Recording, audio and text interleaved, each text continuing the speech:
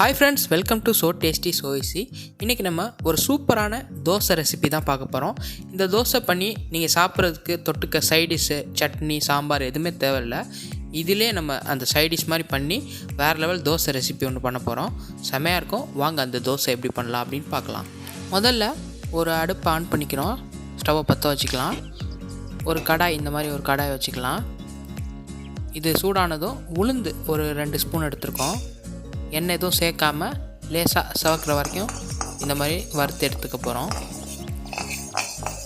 கொஞ்ச நேரம் லேசாக கிளறினீங்கன்னா இந்த மாதிரி சவந்து வந்துடும். இது ஒரு பிளேட்டில் போட்டு ஆற வச்சுக்கலாம். அதுக்கப்புறம் அதே பாத்திரத்தில் காஞ்ச மிளகாயும் ஒரு 10 பல் பூண்டு அதையும் சேர்த்து இந்த மாதிரி வறுத்து அதே பிளேட்டில் ஆற வச்சுக்கலாம். இது நல்லா ஆறட்டும். இப்போ நம்ம மாவு ரெடி பண்ண போகலாம். ஒரு பேக்கெட் மாவை கட் பண்ணி எடுத்துக்கலாம். எடுத்துகிட்டு இந்த மாதிரி ஒரு பாத்திரத்தில் சேர்த்துக்கோங்க. சேர்த்தாச்சு. இதுக்கு மேலே கொஞ்சமாக உப்பு, அப்புறம் ஆப்ப சோடா ஒரு சின்ன குழிக்கரண்டி எடுத்துருக்கோம். அதில் போட்டுட்டு ஒரு 2 ஸ்பூன் தண்ணி சேர்த்து நல்லா மிக்ஸ் பண்ணிக்க போகிறோம். அப்போ தான் இந்த உப்பும் சோடா நல்லா அந்த மாவோடு சேரும். நல்லா மிக்ஸ் பண்ணியாச்சு.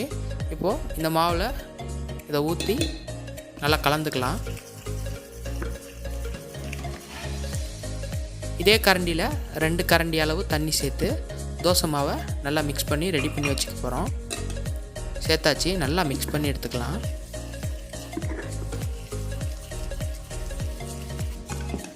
மாவு ரெடி ஆயிடுச்சு. இப்போ நம்ம மசாலா ரெடி பண்ண போகலாம். இப்போது ஒரு குட்டி சைஸ் மிக்ஸி ஜாடியில் நம்ம வறுத்து வச்சுருக்க அந்த 3 ஐட்டங்களையும் சேர்த்து நல்லா அரைச்சி எடுத்துக்க போகிறோம். நல்லா அரைச்சாச்சு. இது ஒரு சின்ன பிளேட்டில் மாற்றி எடுத்துக்கலாம்.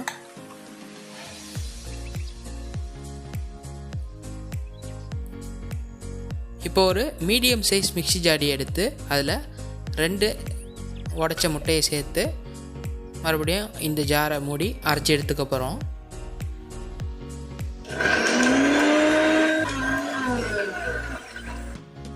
இது கூடவே அந்த நம்ம ரெடி பண்ணி வச்சுருக்க அந்த மசாலாவையும் சேர்த்து இன்னொரு ரவுண்டு மிக்ஸி ஜாடியை ஆன் பண்ணி அரைச்சி எடுத்துக்கலாம். இப்போ ஒரு பிளேட்டில் ஊற்றி வச்சுருங்க. கொஞ்சம் உப்பு சேர்த்துக்கலாம். நல்லா மிக்ஸ் பண்ணி எடுத்துக்கலாம். இப்போ நம்ம தோசை பண்ண போயிடலாம்.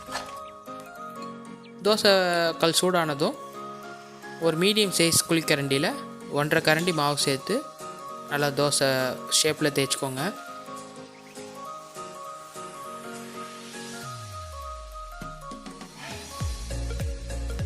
அதுக்கு மேலே கொஞ்சமாக ஆயில் ஊற்றிக்கலாம். இப்போது 3/4 கரண்டி நம்ம ரெடி பண்ண மசாலாவை சேர்க்குறோம்.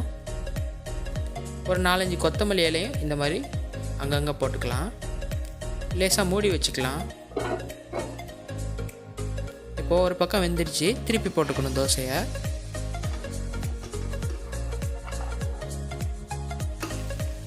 இப்போ மறுபடியும் மூடி போட்டு 2 பக்கமும் தோசை நல்லா வெந்ததும் ஒரு பிளேட்டில் மாற்றிட வேண்டியதுதான். இதே மாதிரி நம்ம எல்லா தோசையும் ரெடி பண்ணிக்கலாம். அவ்வளோதாங்க. டேஸ்டியான ஈஸியான எக் மசால் தோசை வீட்டிலே பண்ணது ரெடி ஆகிடுச்சு. நீங்களும் ட்ரை பண்ணி பாருங்கள். இந்த மாதிரி பண்ணிங்கன்னா உங்களுக்கு சட்னியோ சாம்பாரோ இல்லை தேவைப்படாது சாப்பிட்றதுக்கு. குழந்தைங்கள்லேருந்து பெரியவங்க வரைக்கும் ரொம்ப விரும்பி சாப்பிடுவாங்க. ட்ரை பண்ணி பாருங்கள். இந்த வீடியோ உங்களுக்கு பிடிச்சிருந்துச்சின்னா மறக்காமல் நம்ம ஸோ டேஸ்டி ஸோ ஈஸி சேனலை சப்ஸ்கிரைப் பண்ணி பெல் பட்டனை கிளிக் பண்ணி வச்சுக்கோங்க. அப்போ தான் நம்ம போகிற புது வீடியோஸ்லாம் உங்களுக்கு உடனே சேரும். அடுத்து ஒரு சூப்பரான வீடியோவில் சந்திப்போம். அது வரைக்கும் நன்றி, வணக்கம்.